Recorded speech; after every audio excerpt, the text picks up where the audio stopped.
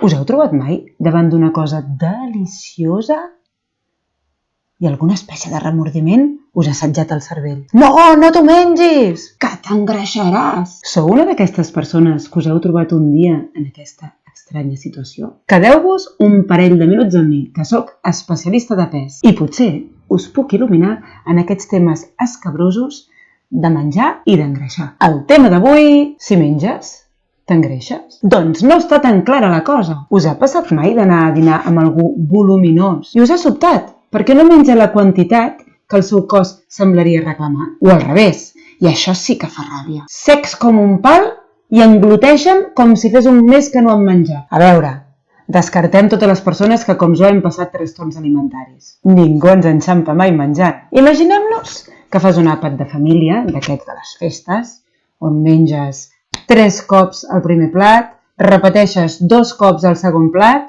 i fas postres i cafè irlandès. Si menges tot això, t'engreixes? Qui sap? I si just després t'agafa vomitera?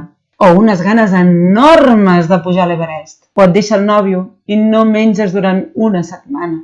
El tiberi en família t'haurà engreixat? Doncs no! Tots aquests nutrients no hauran pogut emmagatzemar-se en greix. Així que estem davant del gran misteri. A no ser que algú de vosaltres sàpiga preveure el futur. I a sobre sentim remordiments de menjar-nos una cosa que encara no ens hem menjat.